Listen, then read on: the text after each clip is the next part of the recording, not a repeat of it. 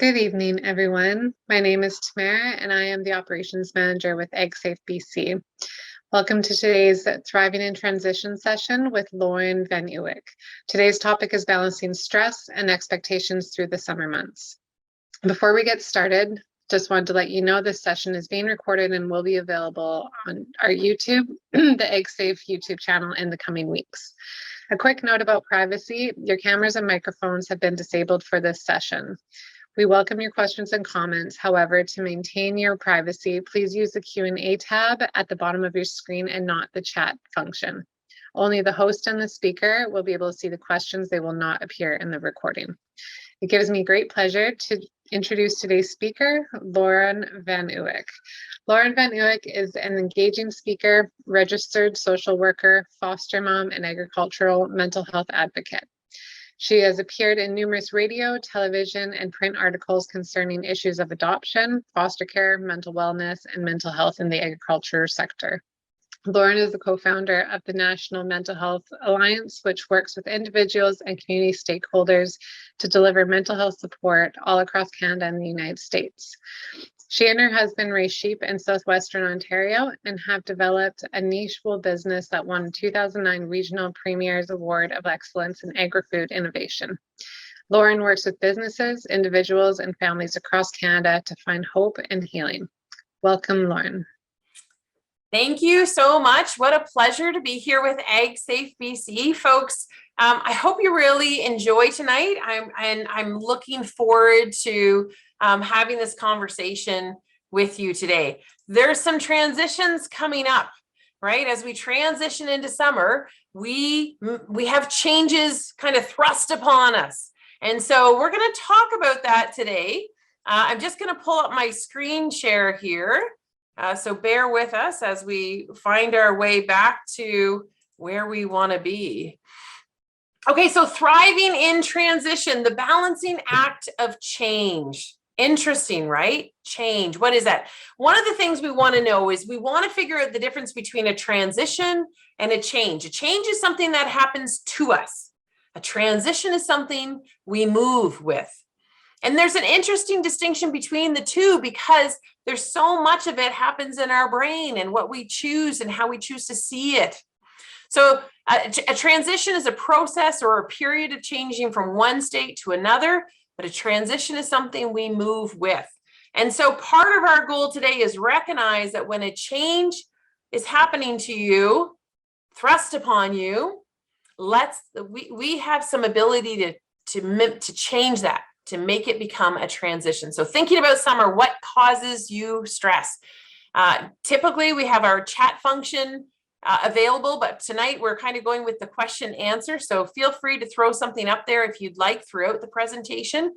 I appreciate the bio there, appreciate the chat. I also want to talk about confidentiality, because confidentiality is one of those issues that's a little bit difficult to sometimes understand, especially in this situation. So I appreciate AgSafe and wanting to make sure that when somebody asks a question, that remains anonymous. But thinking about summer, right? What causes us stress? There's a lot of things going on as we transition into summer. Certainly, our routine abruptly changes. We have different schedules thrust upon us. If we have children, they're in different different activities. Sometimes we suddenly have soccer on Tuesday and Thursday nights, right? Depending on the crop that we're growing, summertime can either be a very busy time, or it perhaps is a time of a little bit of reprieve as we prepare for harvest. Obviously, we're still very busy as farmers. I've yet to meet a farmer who's not busy all the time, but it's a different schedule. It looks different. There's different roles and different responsibilities. It can bring about a financial strain. I'm not sure if you are aware of the input costs. I'm sure you are. Certainly, I was speaking to a cattle farmer recently out west there, and because of the input costs, they've literally sold off about 80% of their herd, trying to kind of hang on to their plans and try to hang on to some stability there for themselves. So certainly there's a financial strain. We also have a bit of an increase in responsibility. right? Our responsibilities change, and sometimes that responsibility is an increase where our responsibility was to get the kids to school, and now our responsibility is to ensure that they are occupied and cared for and protected while one of the partners is working off farm, that type of thing. So why is transition so hard, right? What is it about transition that is so difficult? Number one, we like routine, and for good reason. Right? We like routine. It feels known to us. We feel competent in those routines. Now, change requires more of us emotionally and mentally and physically. And so we already feel kind of maxed out even before the change happens. But then when that change is kind of thrust upon us, it just requires more of us to kind of navigate that change. We also have a potential loss of sense of control, and sometimes our support persons. I think of some of the families I work with that have kids with exceptional needs. And that school programming can provide a great deal of stability for families with children with exceptional needs. And so this transition into summertime can be really challenging, right? We lose that support system in some of those situations. So it produces a stress response. We've got a full webinar here for you tonight. So understand that we're gonna rhyme through some of this pretty quickly and hope that we cover all of those conversations that we talk about. So what is stress? It's a feeling of being overwhelmed, unable to cope with the mental or emotional pressure, a physical or mental response. Here's the synopsis. Stress is not always bad, but it's not always good. Right? When it's not always bad, it's often linked to excitement. If you think about a time in your life that was exciting, maybe your kids got married or you got married, or you welcomed a child into the world, whatever that is, right? It's linked to excitement, but it's stressful. It can usually be managed with coping skills. Hopefully we're using helpful coping skills, right? Ones that kind of further grow ourselves and protect ourselves and our family members. There's generally an end in sight when that stress is not really bad for us. We understand that we're going through this period of stress, but there's an end in sight. But not all stress is good. When stress is not so good, it can lead to long-term illness. We're going to talk more about this in the next couple slides, but we can become overreactive and defensive easily. Right? Think about that. Yeah. When we're under a lot of stress, our level of patience, our window of tolerance, we call it, shrinks. It's really small. We can usually still function, but in general, it's at that less than optimal level. So real quick, 3 different types of stress. We've got acute, which is event specific. That is relevant to the kind of not all stress is bad, right? We see that end in sight. That's that acute. You've got this project we're building a new barn, or we're bringing in some new animals, some new livestock. We're endeavoring on a new trajectory for our farm. We see an end in sight, right? This build project is going to be completed by this time next year. So it's an acute event specific stress.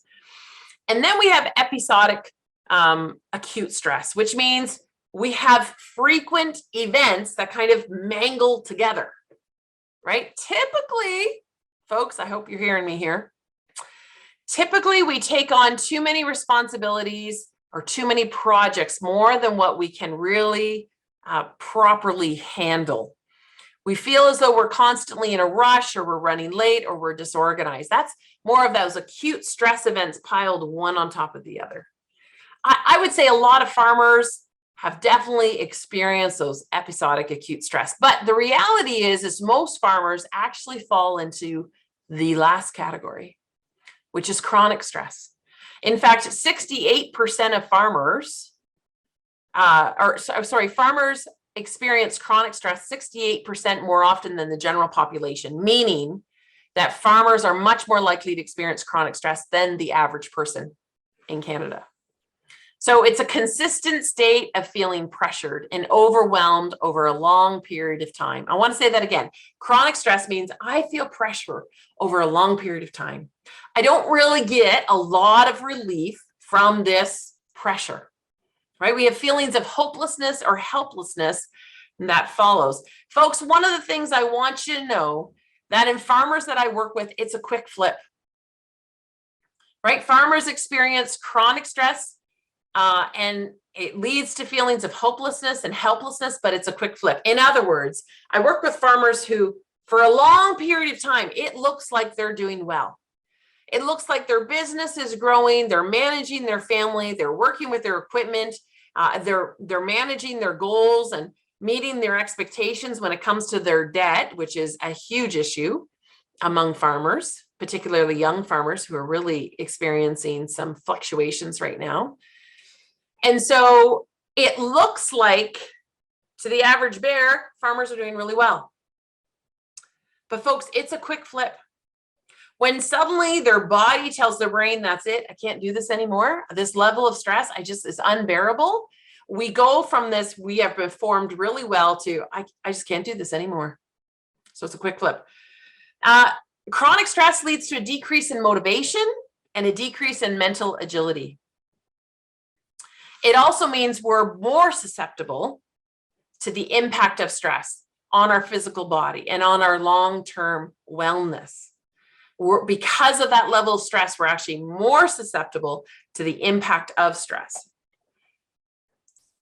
Okay, so this kind of talks a little bit more about trauma. And the interesting piece is that 72% of adults have experienced trauma in their lifetime.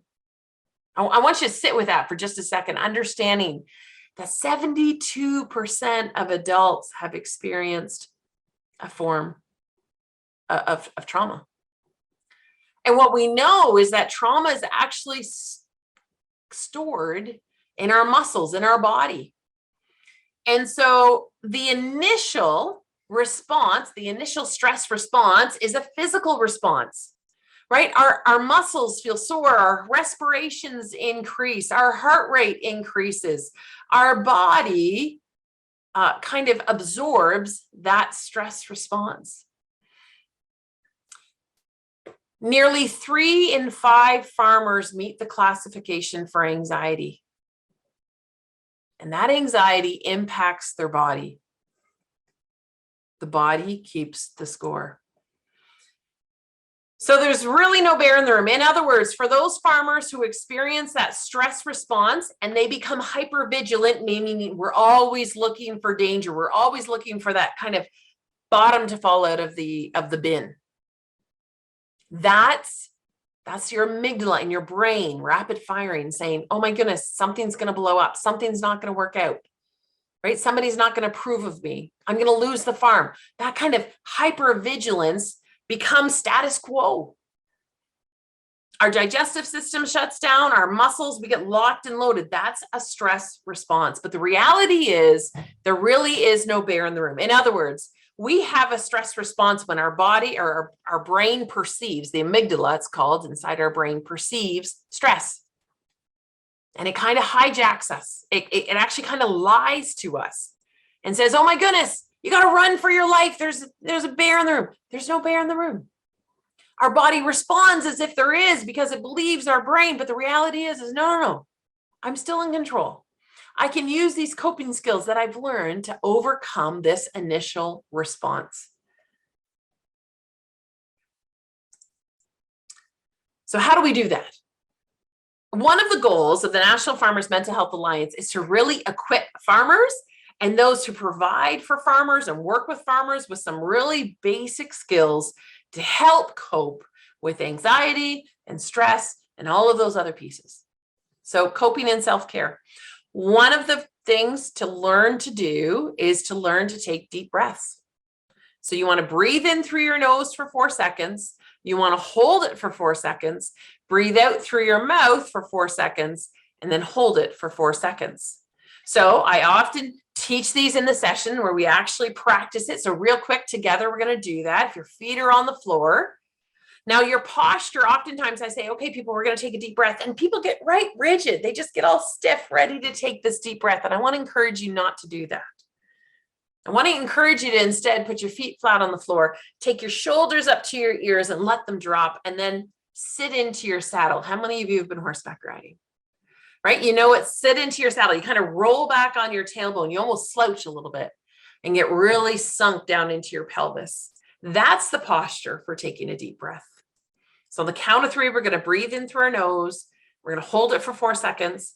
We're going to exhale out of our mouth for 4 seconds, and then we're going to hold it again for 4 seconds. So 1, 2, 3, breathe in and hold, breathe out and hold. Okay, well done. That's deep breathing.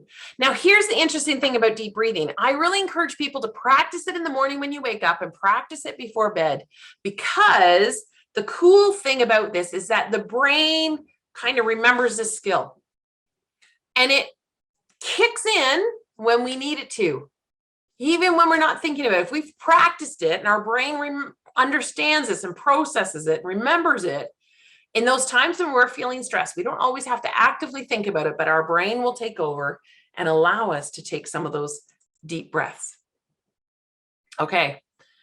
This is where kind of the rubber meets the road, if I can say that, right? This is where we really kind of have to implement some new strategies. Learning to be kind to ourselves. One of the things I notice with the farmers I work with is we tend to be fixers by nature, right? We want to fix things. So we also tend to have a little bit more of those kind of perfectionistic tendencies. We want to be the best farmer. We want to be the first to get off our crop. We want to be the first to get in our crop, to seed our crop. We also want to make sure our emergence is 100%. We want to ensure that our livestock is top of the line, which is admirable in one sense, but we almost set ourselves up. And so part of the goal of what we work with when we're talking with fellow farmers is learning to break up with perfectionism. In fact, sometimes I think we're almost addicted to perfectionism. Does that make sense? Because it's like a thrill. Like, if I do this really well, I feel good about it. And so we reteach ourselves and our brain that we have to be perfect. Now, there's nothing wrong with doing well. There's nothing wrong with setting realistic but high expectations. But when we make a mistake and punish ourselves because of it, that's not actually helpful. We have to learn to say, it's okay, I'm still learning. In fact, there's an old proverb that says, a wise man continues to learn wisdom. That would tell you that a wise man is still learning. A wise woman is still learning.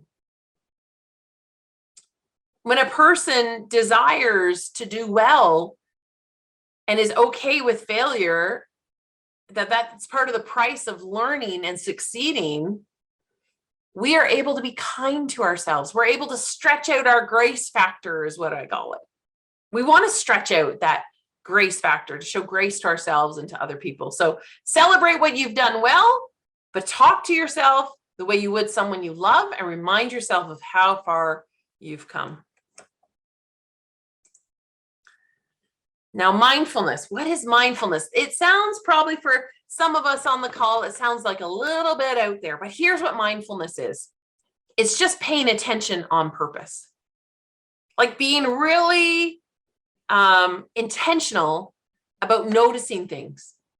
So for some farmers, in the morning before they start farming, here's some guidance.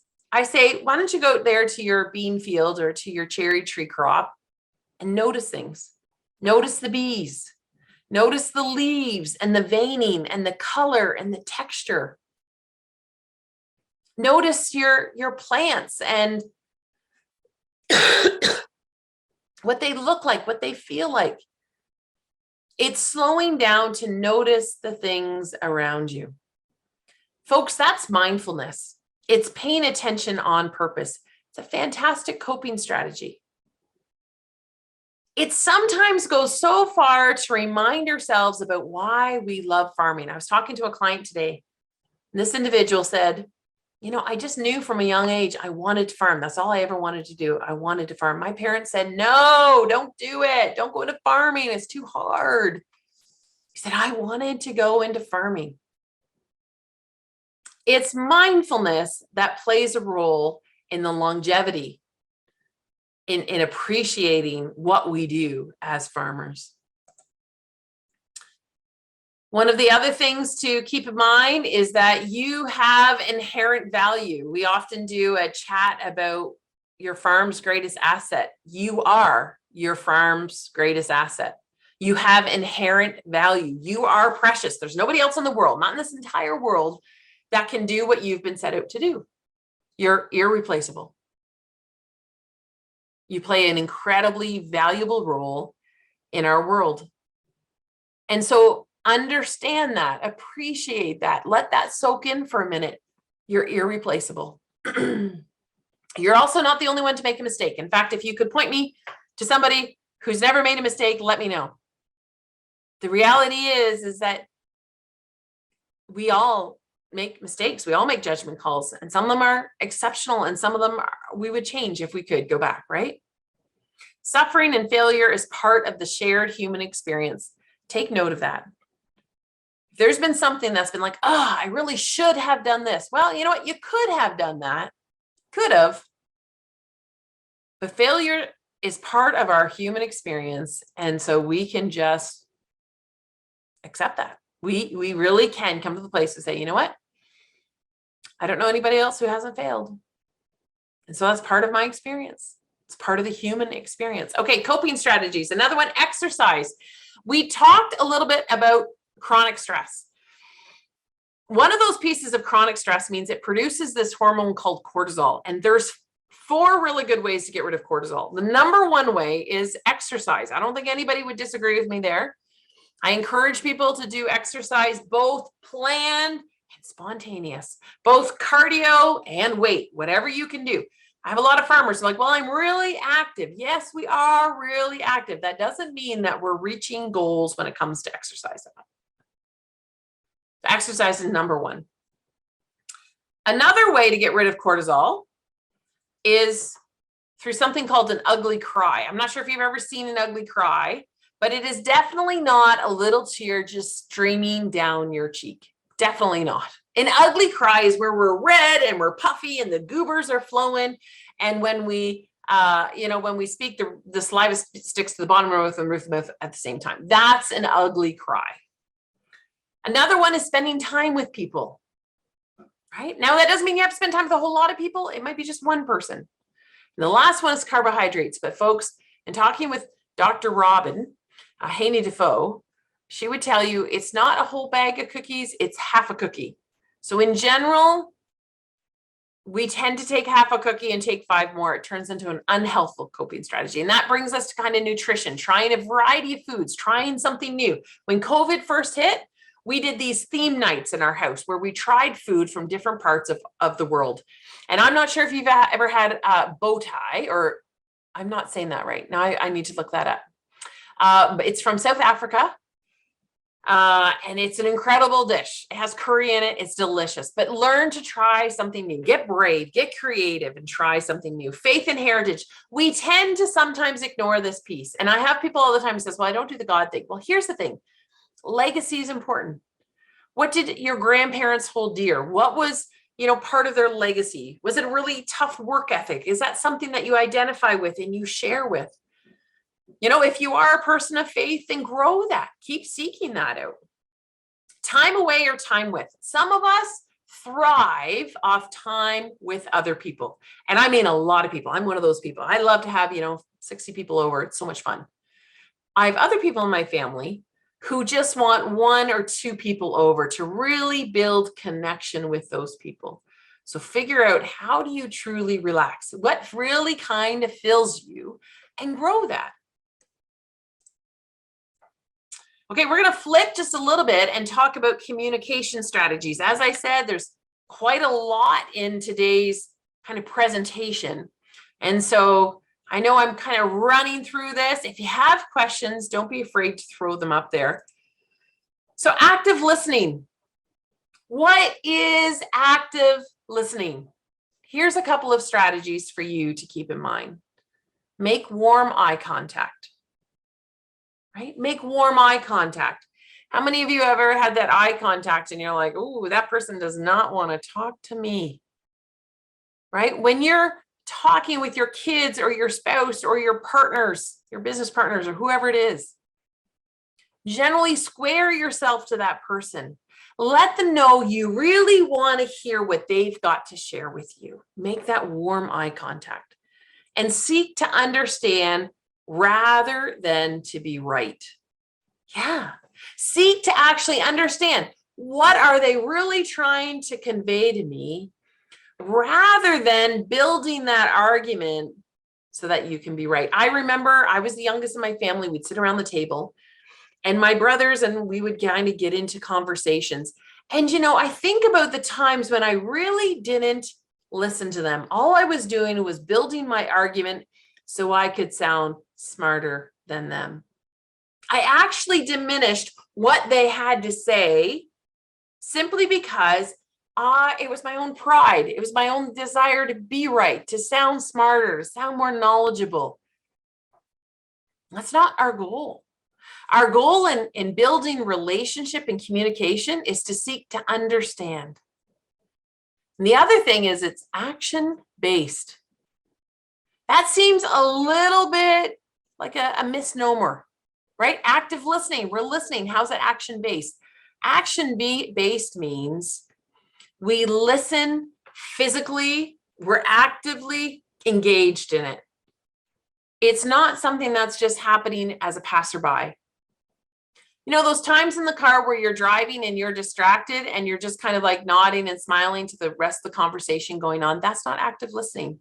There's no action based in that listening. Active listening requires you to physically attune yourself and to mentally pay attention to what that person is saying. So be present, no distractions. Square your body, turn off your phone. What else? How can you tell when someone is listening? When you're present with that person. It's also those mannerisms, isn't it? It's nodding, it's coming into agreement. They can feel that you are really listening to what they have to say. And then the next piece is to get curious. What? Get curious. What does that mean? Folks, if you really want to build communication skills with someone on your team, part of seeking to understand them is to get curious. Help me understand. When you think about active listening, we think about closed and open-ended questions, right? A closed-ended question ends in a yes or no or fine. Fine is because if you ever go to church and people say, well, how are you doing? We always answer fine, no matter how you're really doing, right? That tends to be, you go to work, hey, how's everything? Oh, it's fine. So that's a closed-ended question. If it answers in yes or no or fine, it's a closed-ended question. Think about your kids, maybe, or think about, when you were a child and came home or entered into a conversation at work, in the farm, in the barn. If you said to somebody, are the pigs eating well? They're going to answer, yep. But instead, if you said, hey, tell me about how the pigs are eating. Have you noticed a difference? Tell me about the difference that you've noticed when we changed their feed. Which one's going to give you more information? Are the pigs feeding well? Yep. Or tell me about. Absolutely. Tell me about, right? You learn a lot more with an open-ended question. So use questions like tell me about, or help me understand, or, what's the difference? Tell me the difference between these situations, or describe for me. Those are all ways to get curious. And the last point there is you don't actually have to fix it all. I work with families all the time. And oftentimes, even within marital relationships or spousal partner relationships, we seek to fix things. In fact, my husband has gotten so used to this. There's times where before he starts a conversation, he is so wise to say, I don't actually want you to fix anything. I just want you to hear me. And that's obviously a pretty clear cue to me to say, okay, my job's not to fix anything right now. He just needs a listening ear. And folks, we need to be that more often. Oftentimes as farmers, we want to fix things. We want to jump to the resolution. The resolution doesn't always build relationship. And our goal is always to build relationship. So don't jump to the fixing of it. Instead, just stay present. Get curious. Seek to understand what the other person is conveying. We're going to go through 3 really important communication techniques. The first one is called clarification. The first one actually was active listening. The second one is clarification. Clarification, what does it mean? Now, it's important for you to understand that clarification isn't just for the other person, it's also for yourself. In other words, if you and I were in a conversation, right? If Tamara and I were in a conversation and she said something, and I said, oh, it sounds like you, blah, blah, blah. I'm trying to make sure I understand it right, but I'm also saying it back to her. So for instance, when the Calgary Flames and the Edmonton Oilers were both playing, if she said, oh, I really like Edmonton, and I said, oh, so you hate the Calgary Flames, she'd be saying, well, no, that's not what I'm saying. She's saying that she supports Edmonton. You see, clarification is both for her to say, yeah, you heard me right, and for me to say, did I understand you right? So it's really for both people. So you can clarify. You can say, okay, help me make sure I'm communicating this well. This is what I heard you say. I think this is what I heard. That's clarification. Folks, that's the second most important strategy. The first and most important strategy is this thing called validation. Validation. What is validation? Right? In my opinion, it's just an opinion, it's the most important tool in your tool belt. When you're on the farm and you have a younger employee or maybe a more inexperienced employee come up to you with a new idea, you have 2 options. You can either come into some form of agreement. Doesn't mean you agree with everything they say or everything they propose, but you come into some form of agreement and you can build that relationship, or you can shoot it down. And folks, I got to tell you that this happens all the time. I work with a number of families who are going through succession planning. I work with a number of families who have, the 70 and 80-year-old patriarchs and matriarchs of the family, and this younger generation that is innovative and creative and wants to implement a lot of technology. And there's a huge disconnect between these groups of people. And yet the interesting thing is what they're both looking for is validation. I think back to when my husband and I first started farming. And, we were really excited to farm together. We're kind of first generation farmers. My dad and mom had a farm, and my husband's dad worked on a farm. But, for the most part, we kind of started on our own. But we certainly had some experience, and my parents were really great at kind of helping us advice-wise, that sort of thing. Validation. So what would happen is we would go out to the barn and we try to work together. Did you know that there's 2 very different ways to do things in a barn? I mean, there's 2 different ways to spread straw. There's 2 different ways to set up a lambing jug. There is 2 different ways to bale hay and rake hay. There's, probably way more than 2 different ways, right? And so the interesting thing is what we were both looking for was validation. You see, I was looking for my husband to say to me, wow, Loren, you really do this farming thing well. And he was looking for me to say, wow, babe, you really, know how to move around this equipment and set up lambing jugs, and you do this really well. We're both looking for the same thing. If say Tamara and I were, outside and she looked up and she said, oh, wow, isn't that bird just so beautiful? That's a robin that's singing. And I went out there and I looked and I thought, that's not a robin, that's a mourning dove. She doesn't know her birds. I have 2 choices. I could say, Tamara, you're nuts, right? That's not a robin. That's a mourning dove. Or I could say, wow, isn't that beautiful? The sound and noticing those birds, just I'm so thankful that we can hear that bird. I see those 2 options. Validation is the second. It builds relationship because we come into a form of agreement. I don't agree with her that it was a robin, but I come into a form of agreement because we both see value in the beauty of what those birds are offering. So it doesn't mean you agree with everything. It means you come in to join in their experience. So we're going to switch and chat about some positive parenting strategies. This is always a little bit tricky because as parenting is a skill that, I mean, we've been learning about for generations. A couple of really important points is you want to learn to connect and collect before you correct. Some of you would say, well, my parents didn't do it that way. Okay, well, that's okay. Connecting and collecting before you correct builds relationship. And so long as you have relationship, you have influence. And so connecting a child means that you have some sort of a foundation of relationship you can depend on. To connect with your child says, hey, I noticed that job you did out there in the barn. That was really well done. Or, hey, I know you're working really hard on your schoolwork. I've noticed you pouring some extra effort into it. Whatever it is, to connect with them, to draw them in. It's critical. And the other piece is to collect them. And the way we collect somebody is partly with our body posture.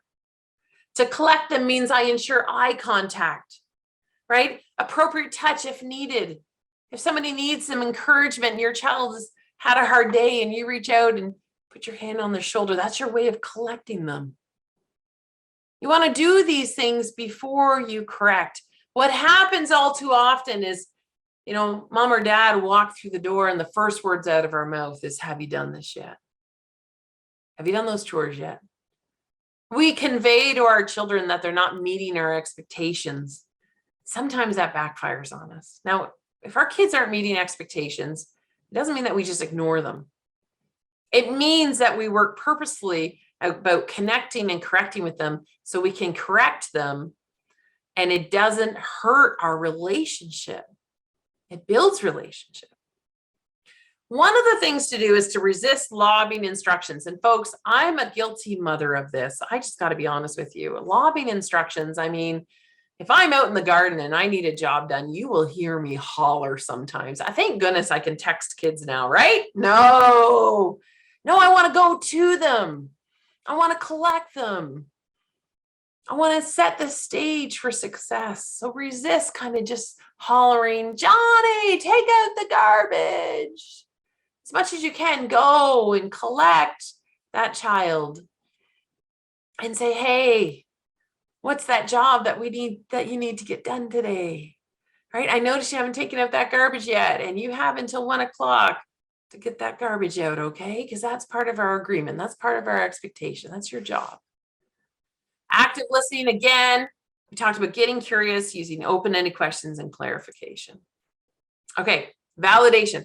I chatted about validation earlier because it's so important, but at this point, I wanted to take the opportunity to help you understand what does validation actually practically look like, particularly with our kids.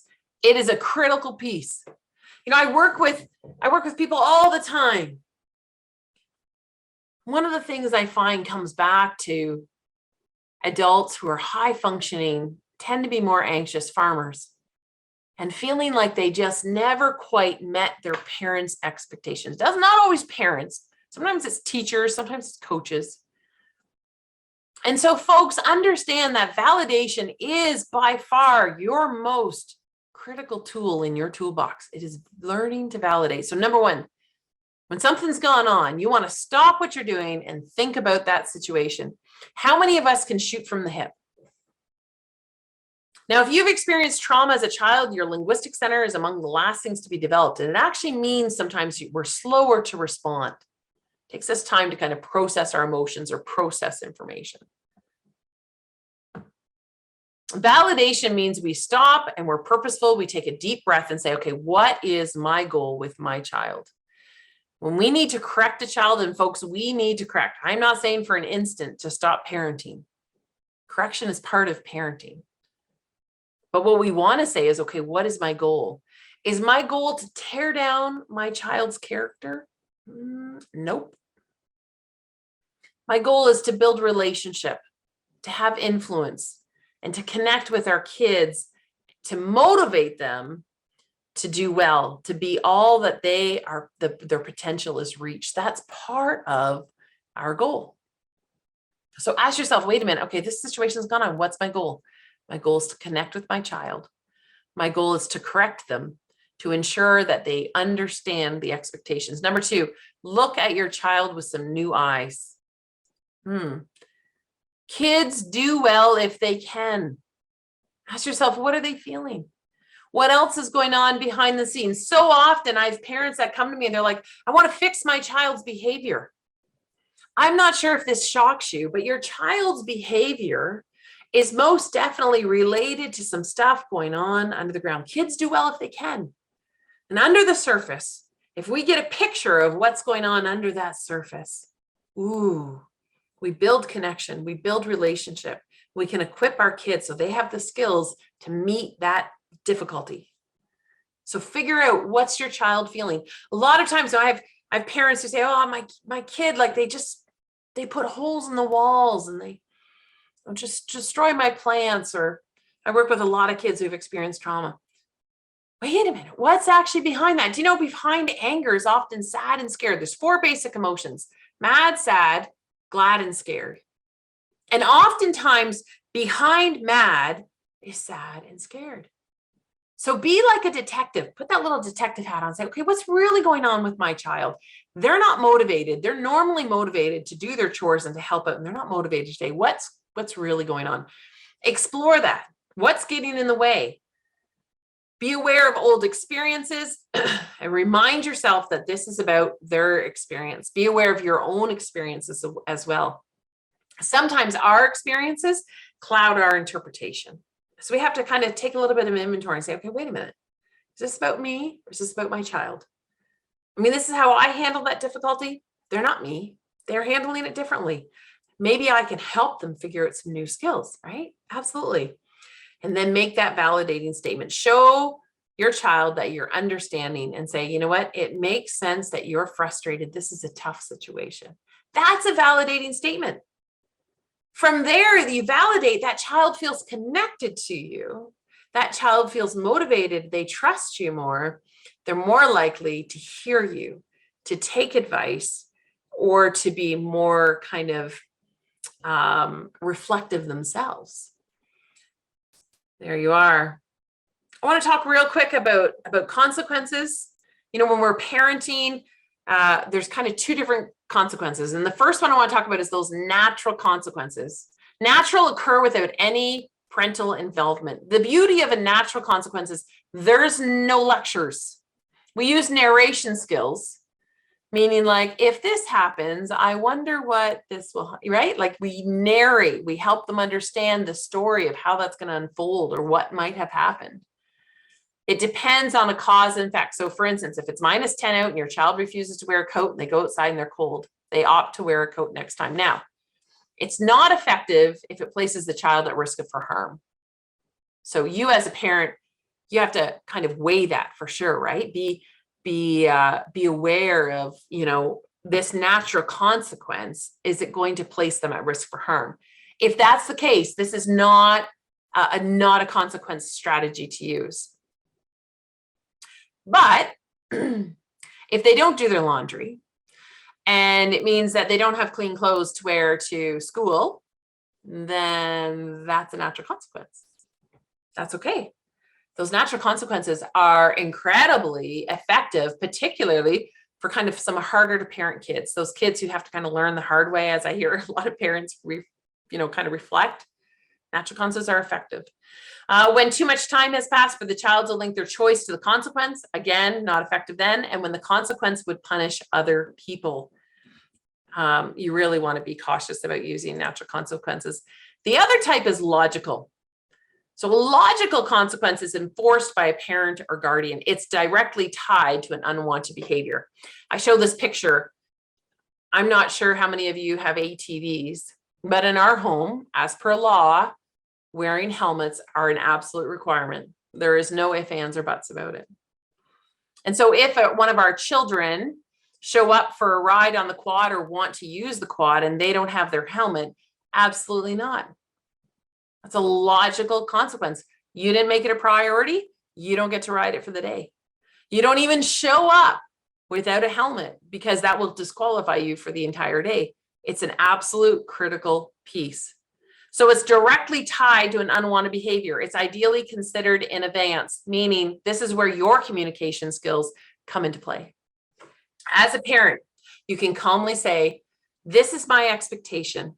If you do not meet this expectation, this will be the result. In other words, I expect your room to be cleaned by 3 o'clock this afternoon. If it's not cleaned by then, you will not be permitted to go over to your friend's house for that sleepover tonight, right? So it's considered in advance. This is the expectation. This is an appropriate consequence for not meeting that expectation. Notice we're not angry. We're not reactive. We're just very calmly. This is the scenario. This is the consequence. The other thing that's really important with logical consequence is it's okay for children to have some input. Now, I am not saying we elevate children to the place where we are equal partners. You know, a lot of times I work with some kids who are like, my parents should respect me as much as I respect them, that it's this civil agreement. And I think, well, I think we need to kind of back up the bus there. Kids need parents to be stronger and bigger and wiser and always kind. That's taken from Circle of Security teaching. But it's also okay for your child to have some input as to how to fix this. So Johnny has spilled some milk and he's going to clean it up and help clear the table after supper. That's something that Johnny can have input for, right? After he's cleaned up the milk, if he was careless, if he didn't clean it up well enough, we can say, you know what, you didn't clean up that plate, that mess appropriately. You know that the expectation is to use hot water and blah, blah, blah. And so what do you think would be a logical consequence? There's been lots of times where we can negotiate and collaborate, particularly with sometimes our harder to teach kids or those who have been impacted by trauma. One of the other pieces that I always encourage us to do is to find their niche.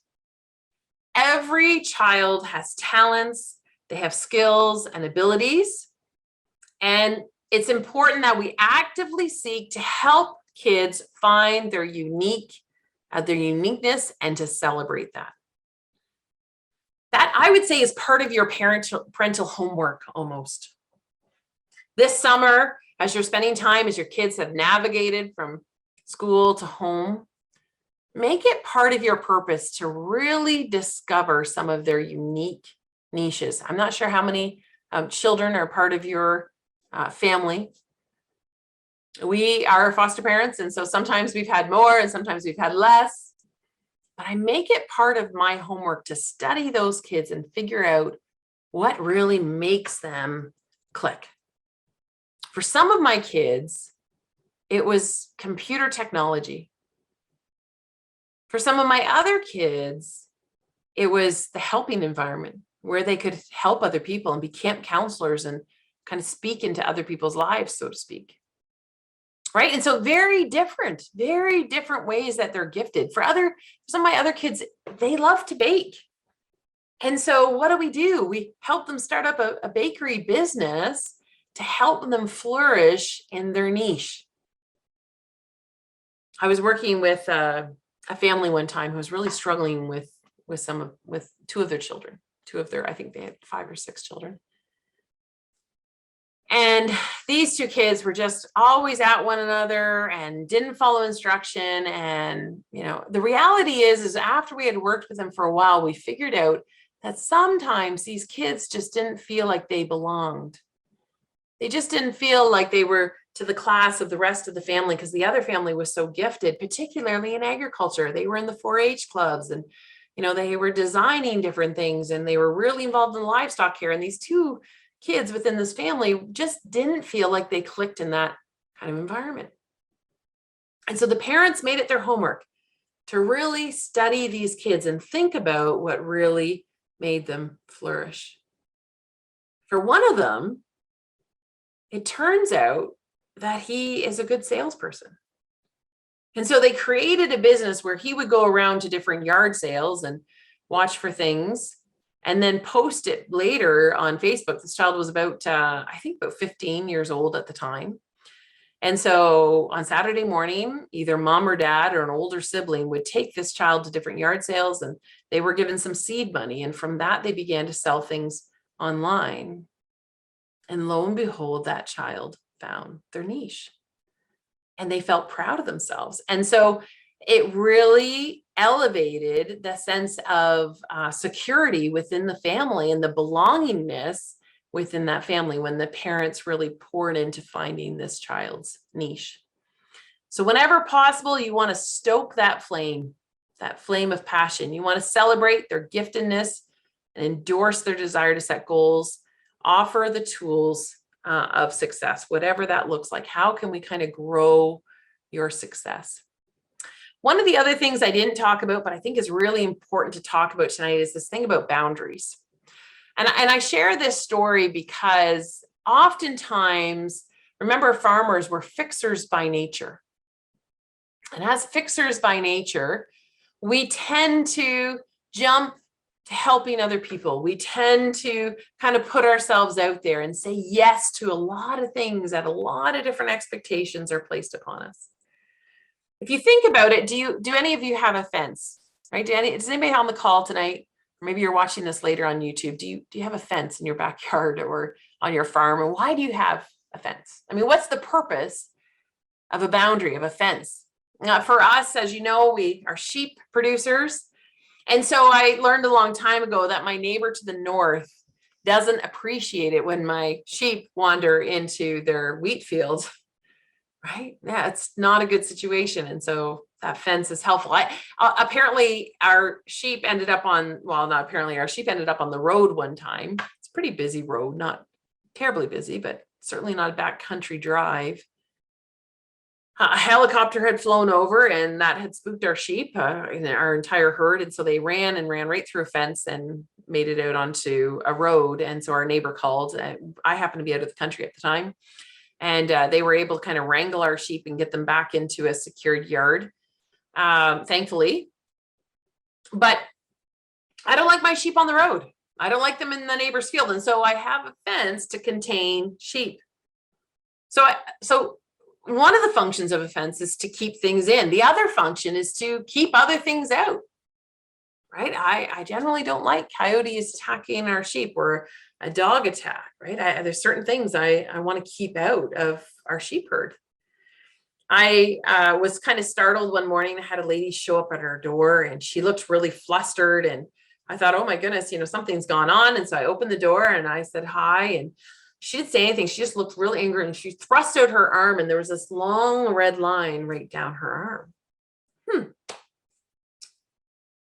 Yeah, I knew exactly what that was. If you could think for a minute, what do you think it was? Folks, we have an electric fence all the way around our property. And even though every 10 to 15 feet, we've got a little sign with the electric man saying, please don't touch. It's electrified fence. You risk harm of being shocked. The lady tried to crawl through our electric fence.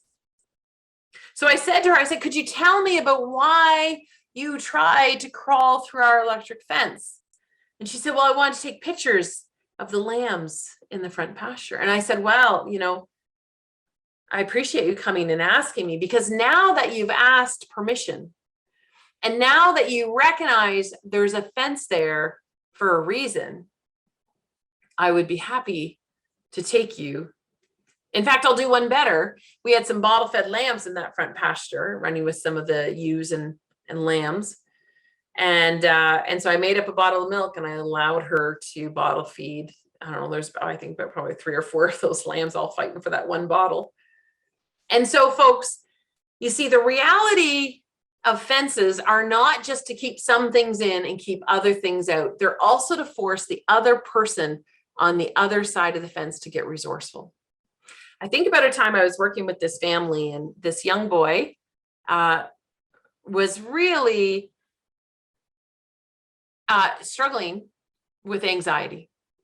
And so mom was doing all she could to kind of find some balances. And one of the things she would do is he would not eat breakfast unless mom got down these cereal boxes. There's about 7 or 8 cereal boxes. And she would build this kind of tower around this boy's breakfast area so that he would sit and have breakfast. And mom said, I'm just really tired of having to set this up. It takes a lot of time and I have to have it just right. Like, honeycombs have to go here and shreddies have to go here. And then mucilix has to go here, whatever it is. And so mom said, we've got to come up with a scenario.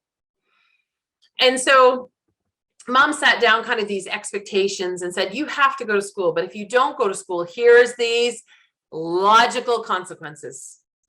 Logical, not natural. They were logical, enforced by the parent. You won't be able to have any screen time. You won't be allowed to go on the trampoline. You won't be allowed to go to scouts, and you won't be allowed to have dessert. So she said, I can do this. I can meet these kind of consequences for this child. And so mom sat down, lined it all up. She said, what she did, she took those cereal boxes from the top shelf and she put them down on a lower shelf. And she said, if you want the cereal boxes, that's okay. That's up to you. I expect you to eat your breakfast, whether those cereal boxes are there or not. But if you want to set those up, that's okay. And so what do you think happened within 2 weeks?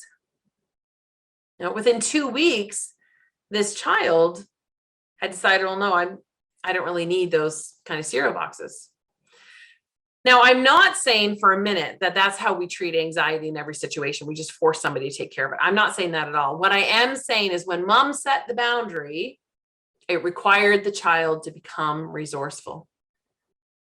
And that's an important part of setting boundaries. And so I encourage you to, even this summer, think about what are some family boundaries that you can set to protect your family, and to set some expectations and force other people on the other side of that boundary to get resourceful. It's okay to say no to someone else's expectations.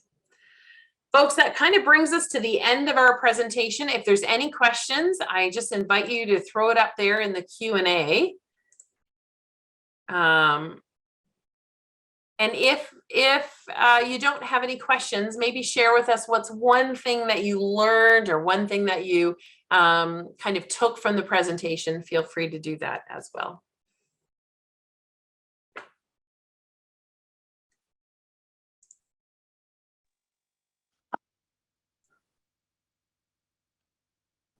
Well, thank you, Lauren. That was an amazing hour of speech, and we so appreciate you being here. On behalf of the AgSafe BC and all those attending today, I'd like to thank you and your time with all the great information. If you'd like more information about Lauren, you can visit our website at agsafebc.com/ca/mental wellness. We also invite you to visit our website, agsafebc.ca. We have a variety of health and safety resources for farmers and ranchers in BC, including mental wellness and agriculture. This concludes our session. Thank you to our speaker, Lauren, and to all of you who attended. We appreciate you joining us for this session. If you know of anyone who might benefit from listening to today's talk or any of the talks we've had, the recordings will be on the AgSafe BC YouTube channel. Take care and stay safe.